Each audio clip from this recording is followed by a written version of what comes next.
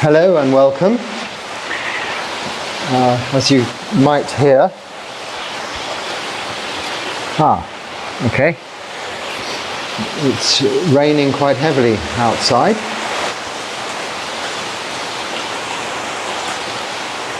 So I'm accompanied by my friend here.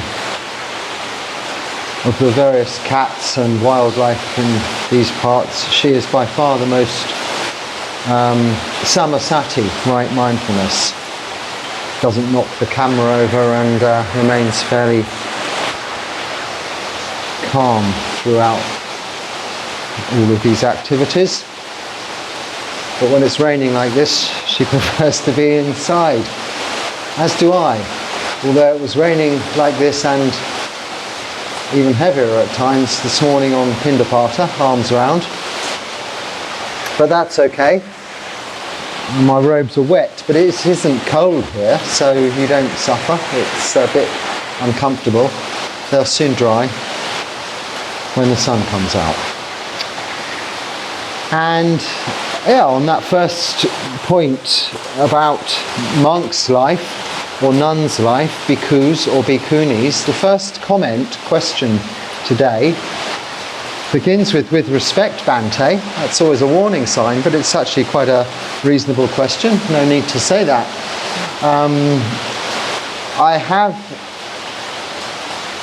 A question I have is, if you were a woman, oh, I see why you say that now. Yeah, this is as if I was, yes. Okay, let me begin again. A question I have is, if you oh, we go. I've got to start again. I'm losing it.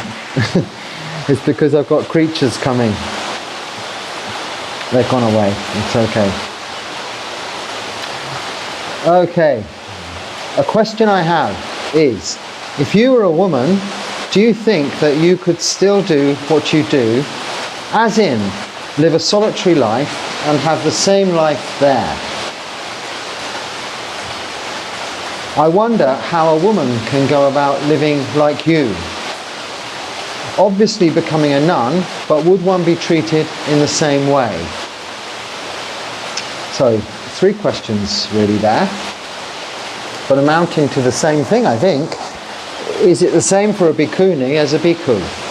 A lady as a man? A nun as a monk? Living the ordained life within the context of a community, in a monastery or a nunnery, if there is such a thing. I think they're still called monasteries. Then there's little difference. Living the life of solitude as I have chosen, like this, and you are referring this question to me specifically. So if I was a woman,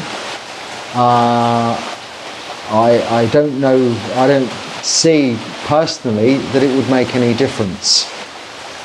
Now, there are Vinaya rules, our code of conduct, our guidelines, pertaining to this in respect of both monks and nuns. And the Vinaya rules for the nuns has specific conditions for them, which I don't know. I am not familiar with the entire Vinaya Pitaka in regards to the nuns' patimokkha, the bhikkhunis' patimokkha. But I don't think they are excluded from the Dutanga practices. Those are, or they include that of living in solitude. And I have certainly met on my travels bhikkhunis or nuns whom are living just as I am, outside of the community and in solitude. So generally speaking, I see no reason why not. Why, if you're a woman, it would make any difference whatsoever. Saying that, however, there are places, countries in the world that don't recognise bhikkhuni ordinations as we do so much in the West or in other places, and may have prejudices against females living as monks, even whether they're in community or in solitude. But from that, in that situation, the receiving of alms, as I spoke of earlier, going on Pindapata each day to get food, may be more difficult. But in the reality of it, I think not. If you're a monk or a nun, if you're in a non-Buddhist country, it's exactly the same. It's going to be difficult to get fed each day. But you will get food. I've done it. You go with your bowl and eventually someone will give you something to eat. And you will usually eventually arrive at enough to survive another day. Where I am particularly in this country, I'm not really sure. I know there are monasteries for nuns, bhikkhunis here, but I'm not really sure culturally how it compares to, say, Thailand in respect of bhikkhuni ordination and how lay people treat them. But again, whether you're male or female, I actually don't think there are different obstacles. Perhaps there are some monks who don't accept me here, living the life of solitude and going on Pindapata each day, because it is something they're not used to and they haven't experienced themselves. But there are other forest monasteries of forest monks who fully understand that here in Sri Lanka. I don't think it's a matter of gender, it's a matter of choice. Do you want to live like this? So your questions specifically are solitary life and have the same life there. Well, the answer is yes, I think they could. I wonder how a woman can go about living like you. Well, the same way as I did. You have to go and be ordained and go through the procedure and training, and then one day you're allowed to go out on your own. You might begin with travelling, say, from one monastery to another and taking the opportunity between the two places to spend the night outside and being in solitude. And would you be treated in the same way? I think it largely depends on where you are. There's pros and cons whether you're in a Buddhist country or a non-Buddhist country for both monks and for nuns in that respect. I think there's too much made of it, sex. Who's going to actually know? I've met nuns at ceremonies and functions and activities I've been involved in, and I've not known whether they're monks or nuns. We shave our heads, especially if they're quite old, you know. We shave our heads, we're bald, we wear similar robes. In fact, exactly the same robes, only in some places they're differentiated by colour. But when you meet in a country like India or in a holy site like Bodh Gaya, where there's all kinds of varying different coloured robes, but in essence the same three robes, lower robe, upper robe and outer robe, it's hard to know whether you are seeing, it might be different when you speak, but seeing a monk or a nun. So when wandering in solitude in the wilderness, who's going to know whether you're a female or a male? In the children's television programme, which was really a very good adults programme, I think, Monkey Magic, I remember from my childhood, the Tipitaka, as in the Tipitaka, Tipitaka, the monk travelling from China to India, to Gandhara specifically, which is actually Afghanistan, to pick up the original teachings of the Buddha, the original scrolls written down. It refers to Sanskrit scrolls, I think then, that have subsequently actually been dug up or something in pots, I understand. But anyway, that's another story. Was played by a female actress who sadly died in her late 20s after making that series of leukemia or something like this. Because probably she'd done so much good in showing the whole world about Buddhism, and was going to either be born into a very good new rebirth or attain to Nibbana. I'm not sure. Regardless of which, she, an actress, was playing a monk. But I know it's just something on TV, but you know, who knows when you're dressed like this. Close-up facial features, maybe a little. But it's not like monks are walking around in shorts and t-shirts, and similarly ladies. So all that really attributes us to our gender is pretty well covered up. We are, by our rules, obliged to cover our bodies from our wrists and our ankles to our necks when we're out in public places, when we're in towns or cities. And every morning on Pindapata, if you see the videos on here, I am dressed as such. So there's no real, even a full-bodied woman, it's hard to identify with all of these robes covering everything up. So who's going to even know if you're in solitude and on your own? So as long as you, as a woman, or if I was a woman, didn't expect anything different by way of treatment than what a monk might expect, then there's no reason why not. And as I say, I've met a few on my travels, who are living very happily alone out in the wilderness. In India, I hasten to add, though, that's the only place where I've come across females. And I've only met them when they've come to group activities, as I was talking about. Not alone in the woods somewhere. Okay. Do you chant in Sri Lankan style or in Thai style? Here, I think it's Sri Lankan style. So I don't chant in any style consciously, or because I've travelled around a bit. I've been in Thailand for a long time, India for a long time, and now Sri Lanka quite a long time.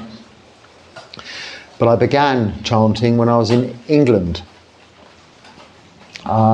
Personally, I just say it as I see it. I was taught Latin at school, and we were taught not to use any kind of pronunciation or accent, because it's not a language that's in current day use, so we don't know how it was pronounced at the time. And I take that same phonetic approach to reading Pali. So if I say dukkha, I say dukkha. If I say Buddha, I say Buddha. But they don't say that here. In fact, I can't pronounce it how they say anicca dukkha anatta, or sila samadhi panya, or Buddha Dharma Sangha. If you hear Sri Lankan monks saying that, it's very different. So consequently in the chanting, it's different also. And Sri Lankan chanting, which you may hear in the background as I'm doing my meditation in the morning here live on YouTube at 6 a.m. After my short chanting, you'll hear the chanting of the nearby temple going on in the background. It's very long, drawn out syllables, if you like. Sounds almost like Islamic calls to prayer. In fact, some visitors here have asked me if that's what it is, and I've said no, because they don't have that here. It's not allowed. They just have the Buddhist chanting, which sounds like that because it's so long and drawn out. So it's certainly not in that typical Sri Lankan style. But there are similarly, though, on YouTube, all kinds of different styles that have been made a bit more popular or become popular because they have a bit more of a tune in them.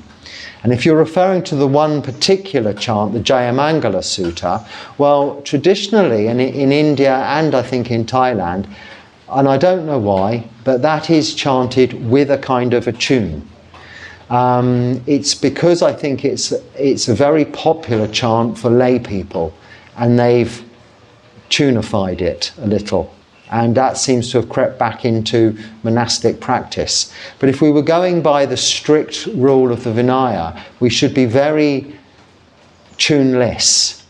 We pronounce where it's indicated the letter A with a longer sound, drawn out slightly but not too long. And certain tone indicators are there in the chanting scripts to say when we should go up and when we should go down, when we should draw it out and when we should make it short, but by no means in any exaggerated form. But I simply just do it what's comfortable with me, and I think everybody should do what's comfortable with them. If you're chanting in a group, you should all try and follow one person, have a leader, so that you can all chant in harmony together. It's not a competition, it's to chant at the same speed and tone and nicely together. And then it becomes a very nice, not melodic, but harmonic, meditative experience. But if you want to call it a style, you can call it English Buddhist monk style. But it's certainly nothing like I hear the Sri Lankan monks locally here chanting at all. Even the Namo Tassa sounds very different. Okay. Oh dear.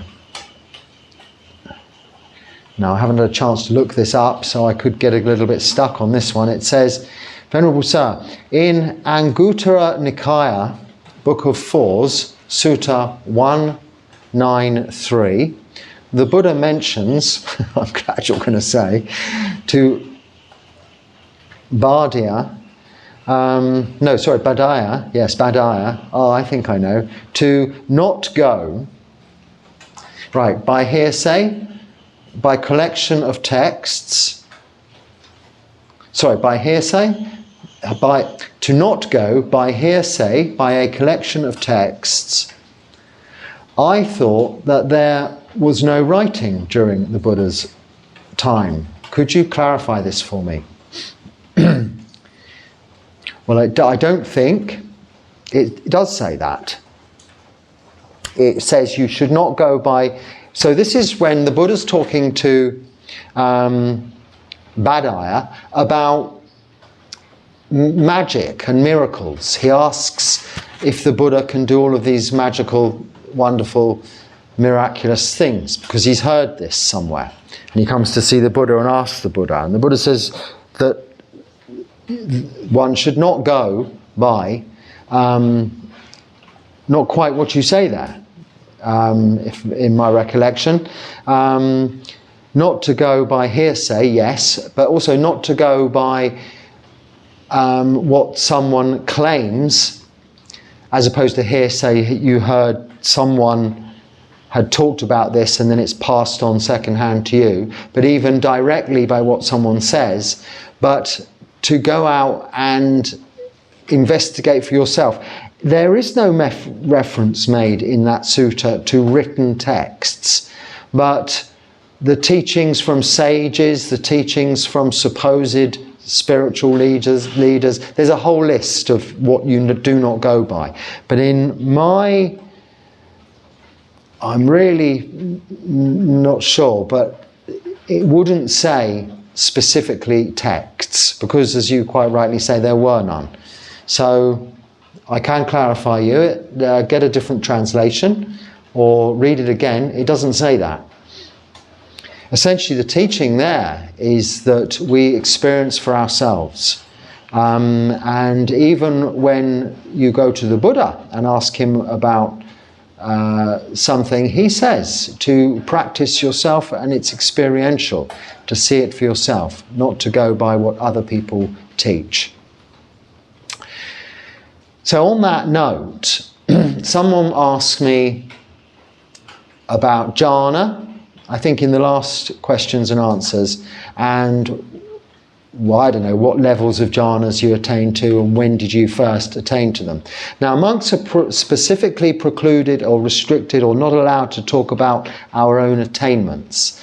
And the usual reason given for that is that, say, a monk is a sotapanna, a stream enterer, or let's say an arahant, a fully enlightened being, and word gets around because they've made it clear that they are an arahant, then many people might come to that monastery to make offerings, because it's understood, and it does say in the suttas, that by giving offerings to an arahant there is more merit gained than by giving offerings to, say, a cat or even a novice monk.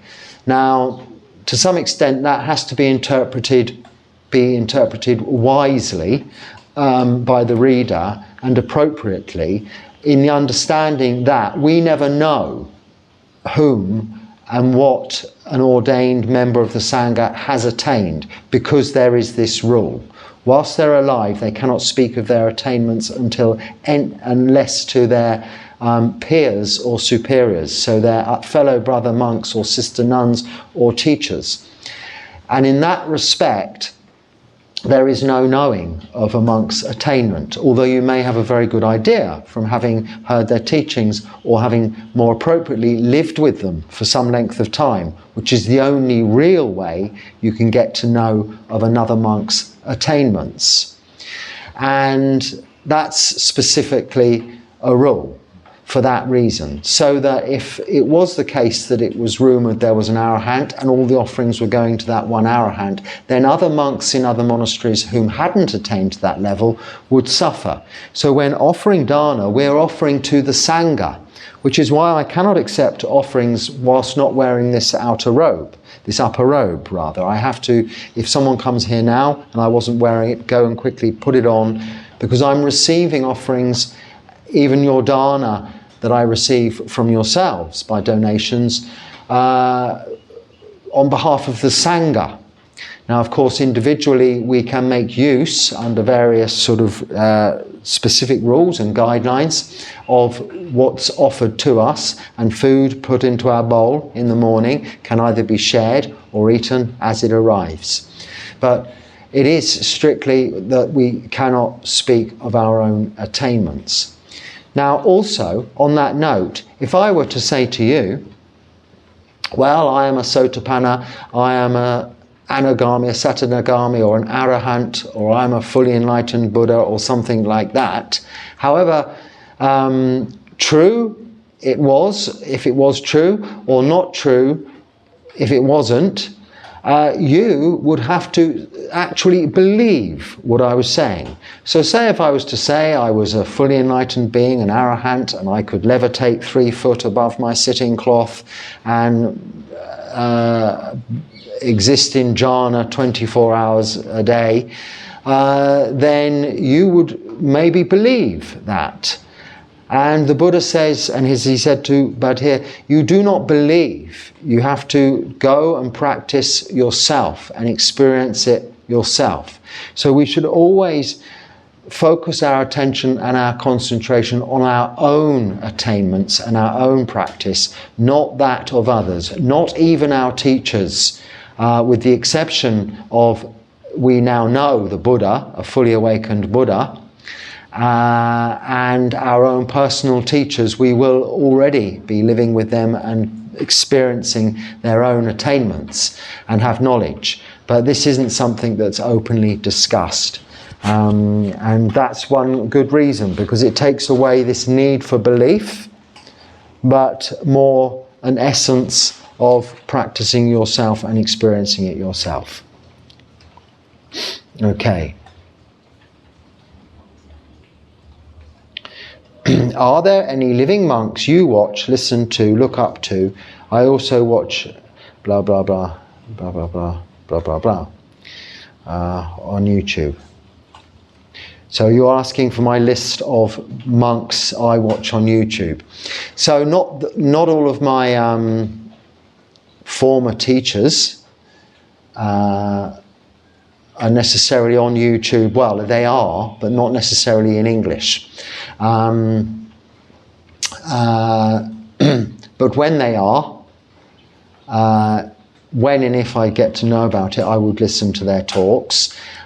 Specifically, I listen always to Ajahn Sumedho's talks, who's the most senior member of the western side of the Thai forest tradition in the lineage of Ajahn Chah, because he's 60 Vassas, he's 90 years old, he's coming towards the end of his life, yet unbelievably still able to teach so eloquently, fluently and comprehensively, in the same way as I could understand him when I first came to his teachings 15 years ago, 20 years ago, first heard them, to this day. So there is one. And that is on the YouTube channel of Abhayagiri Buddhist monastery.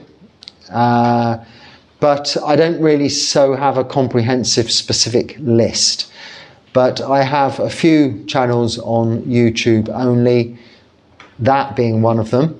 And also Ajahn, in his lineage, his disciples, Ajahn Amaro, Ajahn Pasano, Ajahn, they're all Longpur now, which is the sort of Thai senior monk, what's the name? Prefix. Ajahn Viradamo, Ajahn Suchito.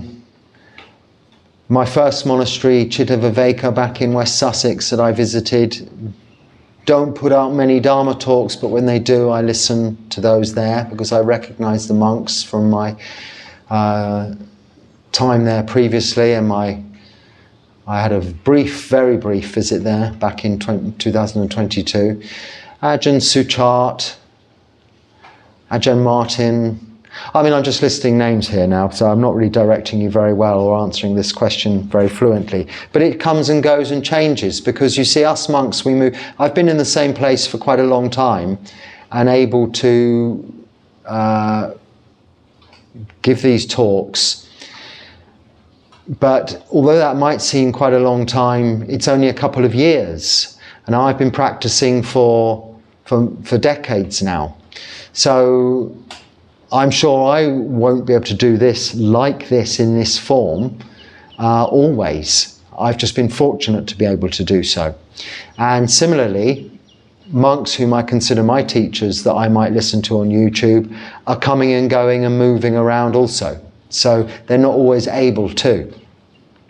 But I too do listen to and have Ajahn Brahm and Ajahn Yuttadharmo on YouTube. Ajahn Yuttadharmo is here in Sri Lanka currently, and his last Dharma talk was to his students, his disciple monks, in the pouring rain, which was good to see them sitting disciplined without flinching throughout the Dharma talk, even though they were getting very wet. So yes, I watch a few, but it's not a major part of my day. Maybe I listen to one Dharma talk, maybe two Dharma talks at the most, if I listen to one in the morning and one in the evening, something like that. But usually one a day is sufficient. I think, though, you have to choose your own, because there are so many teachers that we find teachers that we have something in we want to be like. We have a resonance with them, if you like. So we don't all like the same teachers at school, and we all have our own favourites. So it's very similar with monastic life. Please explain me more about coping mechanisms for the negative emotional state. Okay, well, I think that's a very general inquiry, negative emotional states. I think you would need to be more specific about the particular emotional state personal to you. If you would like to send me an email, and I will be able to hopefully guide you towards coping, using coping mechanisms for dealing with such an emotional state. But generally speaking, this path of practice of keeping 5 precepts, the moral precepts for lay people, practicing meditation, developing wholesome mind states and eradicating unwholesome mind states, or wisdom, is the overall practice for, or mechanism for, coping with these negative emotional states. But essentially seeing where they're coming from, resulting from greed, resulting from hatred, resulting from delusion, and eradicating the cause of those negative emotional states at the source by dealing with greed, seeing what desire is in relation to anicca, impermanence, unsatisfactoriness, dukkha, and not self, anatta, the characteristics of existence. Similarly with aversion, ill will, and delusion, that lack of understanding of the truth that there is suffering, a cause of suffering, but there is an end of suffering. And this path leading to the end of suffering is the mechanism for the eradication of those negative emotional states, generally speaking, for the general question you're asking there. If there's something specific that you didn't want to put there, you can, of course, email me. Now, my email address is on the, if you click underneath this video, the About button. Well, I think so, I'm not sure. I think it takes you straight to the channel description page where my email address is, and yes, so you can email that. Well, that's another one of those weird coincidences. The next question is, how can I contact you? Well, there we go, I've just said. So underneath this video, click About, and that is just how this goes, because that's not related. These aren't connected to the same video or anything. And the email address is there under the channel description. That's the only way you can contact me. I don't have a phone number or anything like that, or do messages. And you can make comments, anyone can make comments on this platform like this. Okay. Is it possible to become an arahant through wisdom alone? Okay, what's all the rest of it?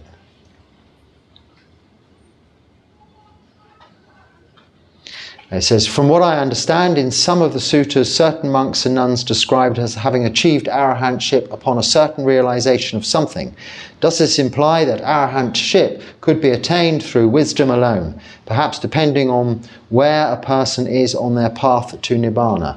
So you've answered the question yourself there at the end, depending on where you are on your path to nibbana. So no, you cannot become an arahant on wisdom alone, especially if you are still deluded and are of the opinion that wisdom is intellectual knowledge. When you are very clear in your view, right view, that it doesn't matter how much intellectual knowledge you have, even fully being able to recite the Sutta Pitaka, Vinaya Pitaka and Abhidharma in many languages. It may be a huge brain full of intellectual facts and figures and knowledge, but no comprehensive understanding as to how to use that. And also no understanding that when you actually die, your physical body dies and your thinking brain dies, all of that information is lost. With that delusion still in place, you cannot be an arahant. To become an arahant, you have to fully eradicate greed, hatred, delusion, the 3 kilesas or defilements. Kilesas, lobha, moha, dosa. Lobha, dosa, moha, I mean.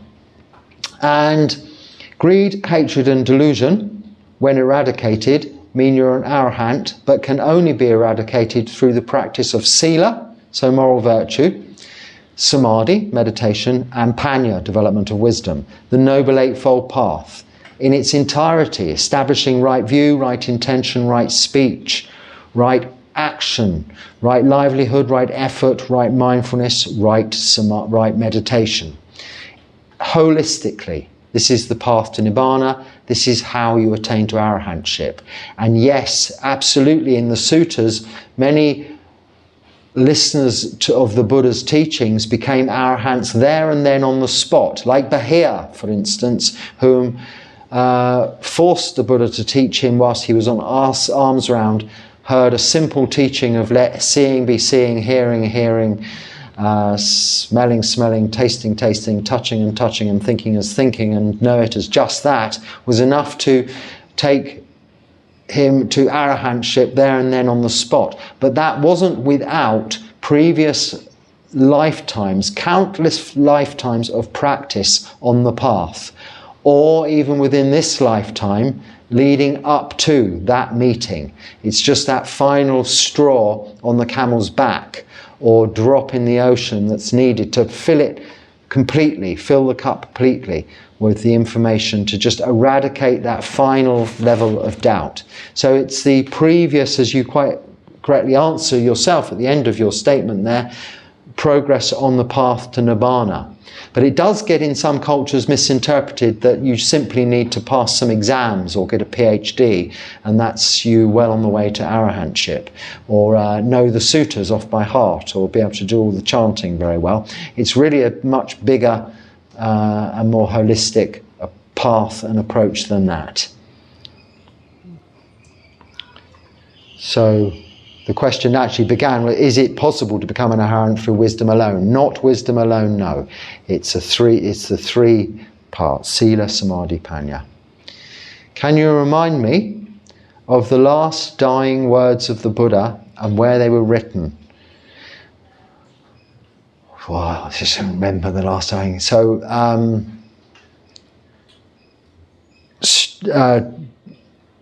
strive on his last sort of teaching was that all conditioned things are impermanent, unsatisfactory and not self. I think it just in the sutta he says all conditioned things are impermanent, anicca, and that's would be what is often quoted as his last dying words.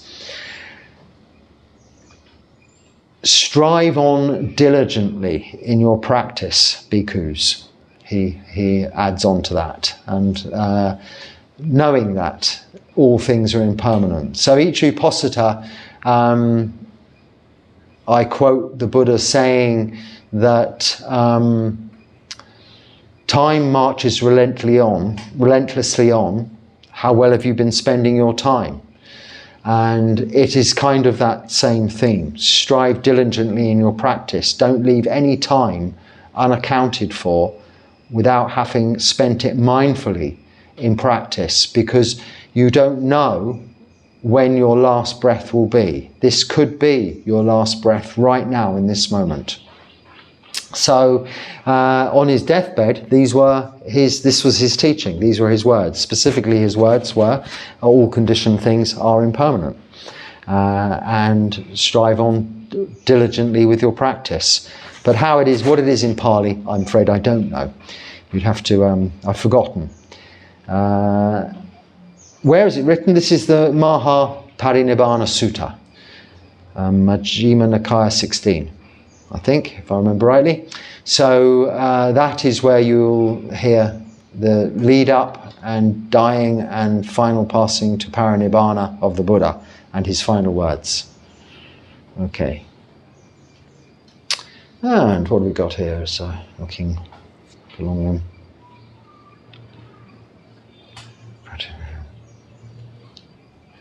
Why do we put right over left, right leg, and right hand over left palm with thumbs slightly touching? How important is it how important is it to progressing in the practice? So it isn't that important. Posture, sitting, standing or walking, walking or lying down are the four postures for practice. So really what the Buddha meant by that was however we are, whatever we're doing, we should be practicing. But of course there are stages in between, but usually you're moving from sitting to standing, or from standing to walking, or walking to sitting and lying down, sitting to lying down. You know, there's interim postures. the primary thing is that you're comfortable and able to hold the same posture for a long time. Now, there is some physiological reasoning behind it, but this is only my own theory. I'm not sure that I've read this anywhere, in that we have right over left, and similarly with our hands, because it's tidy. If everything's the same way, we're not getting in knots.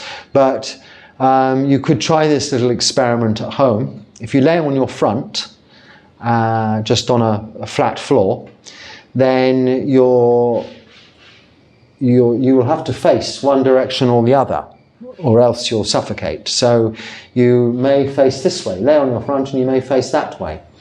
So naturally that will occur.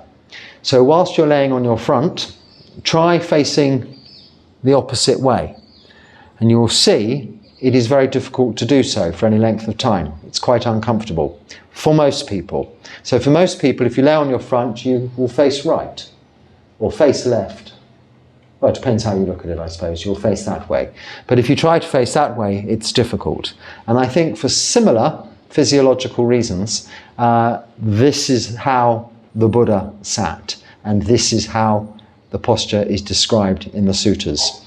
So the hand bit has perhaps come along a little bit later on, and it's just a case of thumbs touching slightly like this, so that you've got some sense of contact there. So if you doze off to sleep, you may have a little indication of that.